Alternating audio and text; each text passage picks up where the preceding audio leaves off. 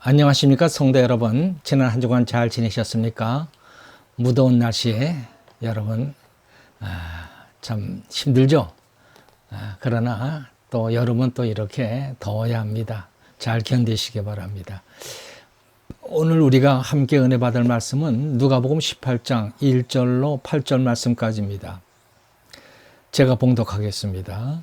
예수께서 그들에게 항상 기도하고 낙심하지 말아야 할 것을 비유로 말씀하여 이르시되, 어떤 도시에 하나님을 두려워하지 않고 사람을 무시하는 한 재판장이 있는데, 그 도시에 한 과부가 있어 자주 그에게 가서 내 원수에 대한 나의 원한을 풀어주소서 하되, 그가 얼마 동안 듣지 아니하다가 후에 속으로 생각하되, 내가 하나님을 두려워하지 않고 사람을 무시하나 이 과부가 나를 번거롭게 하니 내가 그 원한을 풀어주리라. 그렇지 않으면 늘 와서 나를 괴롭게 하리라 하였느니라. 주께서 또 이르시되, 불의한 재판장이 말하는 것을 들으라. 하물며 하나님께서 그 밤낮 부르짖는 택하신 자의 원한을 풀어주지 아니하시겠느냐.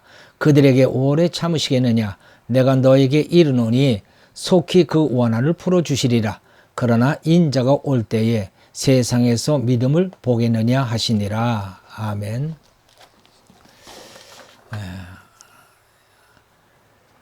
자, 여러분, 오늘 말씀을 한번 생각해 보겠습니다. 여기 보니까 1절에 항상 기도하고 낙심하지 말아야 된다라고 말씀을 하시고, 또 2절에서 7절까지는 재판관과 그리고 재판장과 과부의 이야기를 비유로 말씀하시고, 8절에서는 인자가 올 때 세상에서 믿음을 보겠느냐 이 말씀하셨습니다. 그러니까는 여기 비유의 말씀은 기도에 관한 말씀이고, 결국은 기도와 믿음에 관한 말씀을 하신 겁니다. 그러니까 믿음을 지키려면 항상 기도하고 있어야 한다는 것을 말씀하신 것이죠. 세상에서 믿음을 보겠느냐 하신 말씀을, 세상에서 믿음을 지키고 산다는 일이 참 쉽지 않다는 말씀이죠. 그리고 세상살이가 우리가 믿음을 가지고 살도록 그렇게 가만히 내버려 두지 않는다는 말씀인 줄로 압니다.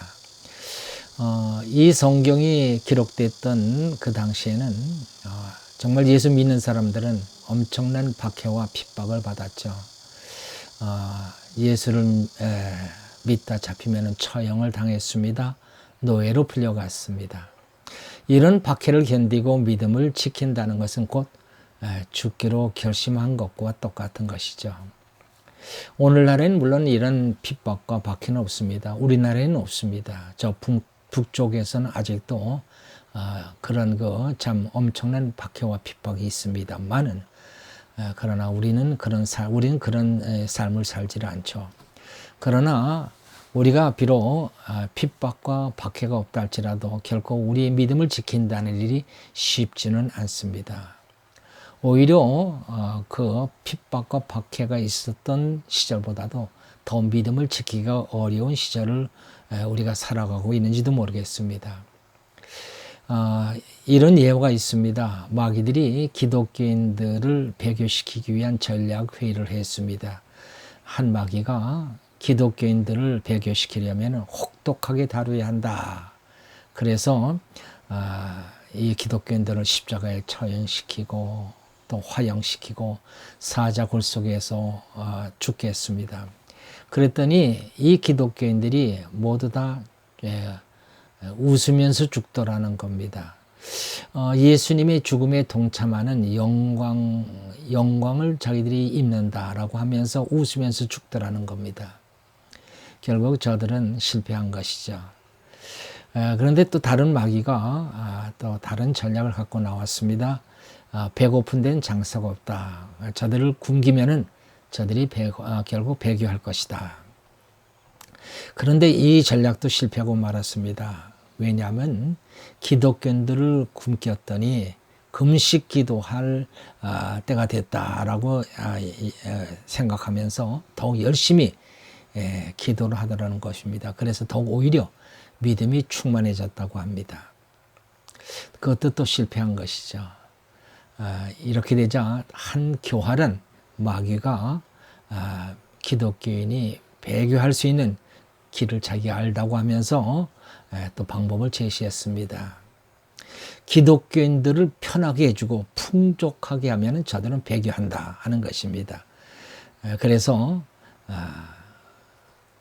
기독교인들을 정말 배부르게 하고 등 따숩게 하고 그렇게 해주었더니 그랬더니 기독교인들이 영적 잠을 자기 시작하더라는 겁니다. 기도할 필요를 느끼지 않게 됐고 그래서 기도를 하지 않게 된 것입니다.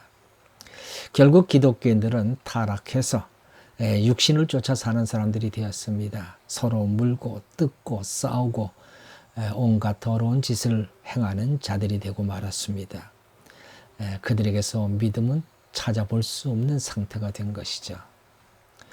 물론 이 이야기는 확인이 안 되는 이야기이지만은 그러나 기독교의 역사가 이 이야기가 진실인 것을 증명하고 있습니다. 기독교가 로마 제국의 온갖 박해 속에서는 반석 같은 믿음을 지켰습니다. 그러나 추후 313년에 콘스탄틴 황제가 기독교를 국교로 인정한 이후로 기독교는 배가 불러졌습니다. 그리고 세상 권세를 갖게 됐습니다. 그러면서 기독교는 타락하기 시작했습니다. 중세기 1000년을 암흑의 시대라고 말합니다. 완전히 타락한 시대라고 하는 것을 말하는 것이죠. 오늘날 이 시대를 살아가는 기독교인들은 어찌 보면 핍박을 당했던 기독교 선조들보다도 더 믿음을 지키기가 힘든 세상을 살아가고 있는지도 모르겠습니다. 여러분, 소돔성의 멸망의 원인이 뭔지 압니까? 에스겔서 16장 49절에서 이렇게 말씀합니다. 교만함과 음식물의 풍족함과 태평함 때문이라고 말씀합니다. 그렇습니다. 오늘날 여러분, 우리 사람들이 얼마나 교만해졌습니까? 그리고 음식물이 여러분 얼마나 풍족해졌습니까? 그리고 지금 전쟁이 없는 시대를 우리가 살아가고 있습니다. 태평합니다. 어찌 보면은 우리는 지금 소돔 시대를 살아가고 있는지도 모르겠습니다. 그래서 오늘 이 말씀이 우리에게 너무나도 중요한 말씀이라는 생각을 합니다. 항상 기도해야 믿음을 지킬 수 있다. 이것이 바로 오늘 예수님이 우리에게 주시는 말씀의 요지입니다. 기도 안 하고도 믿음을 지킬 수 있다고 생각하는 사람이 있다면 그는 정말로 교만한 사람이거나 아니면 영적으로 완전히 무지한 사람일 것입니다. 기도는 여러분 영의 호흡과 같습니다. 바닷물 속에 들어간 잠수부가 오랫동안 그 물속에 있을 수 있는 비결이 무엇입니까?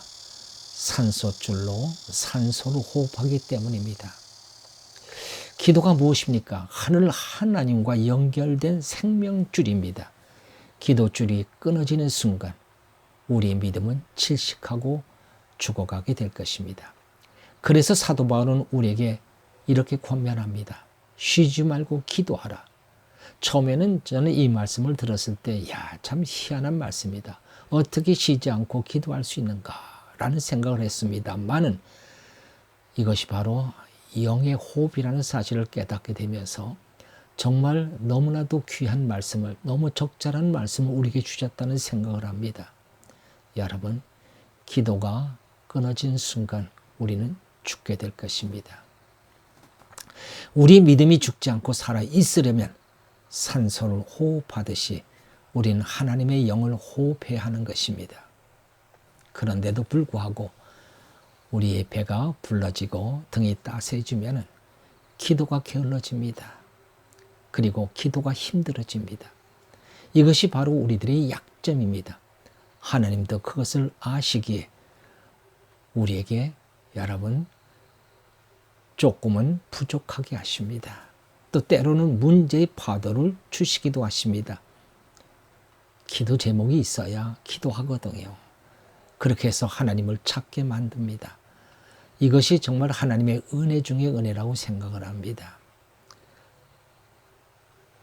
바다에 바람이 있어 파도가 생기고 파도가 일어나야 그래야 물속에 산소를 채운답니다. 만일 바다에 파도가 없다면 바다는 산소 없는 죽음의 바다가 되고 말 것입니다. 잔잔한 내 삶에 바람이 일면 파도가 칩니다. 그러면 우리는 기도하게 됩니다. 기도 제목이 있기 때문에 하나님을 찾고 하나님을 찾으니 하나님의 생명이 내 안에 채워지고 그래서 나는 믿음을 지킬 수 있는 사람이 되는 것입니다. 오늘 여기 예수님께서 예를 들어주신 과부와 재판장의 이야기, 우린 이것에서 무엇을 배울 수 있습니까?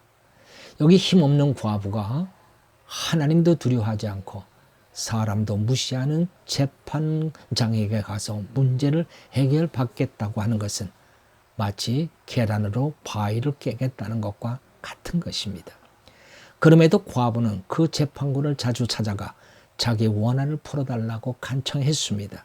마침내 재판장이 두 손을 들고 그리고 과부의 소원을 들어주었다는 것입니다.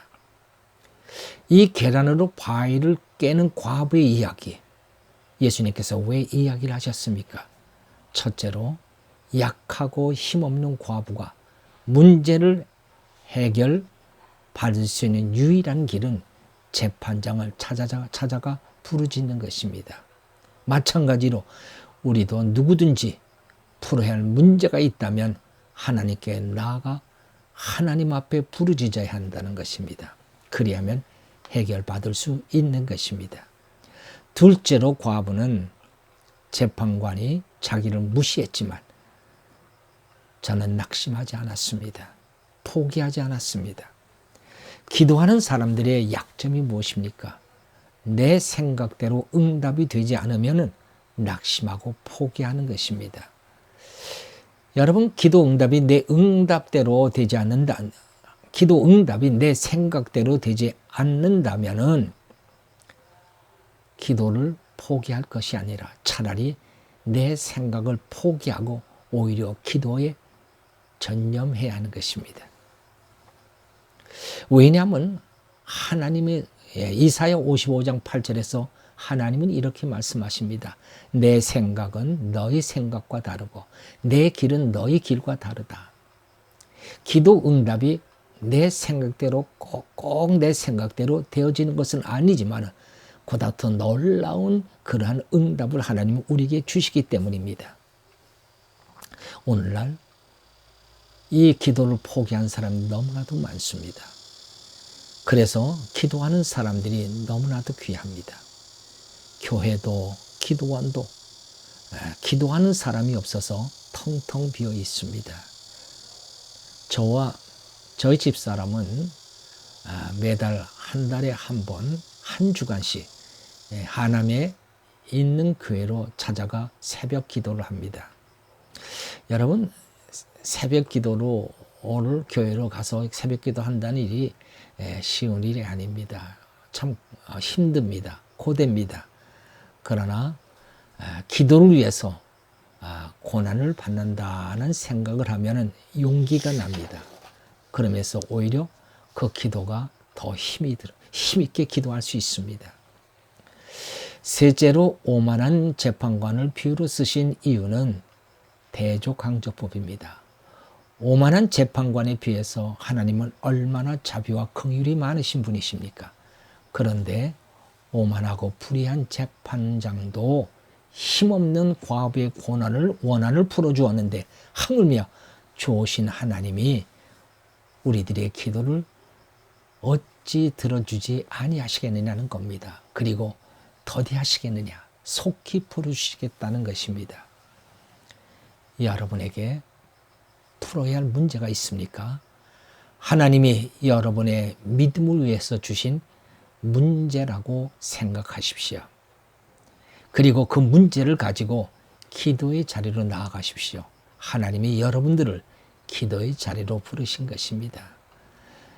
문제를 위하여 기도할 때 우리의 믿음이 살아 움직이기 시작합니다.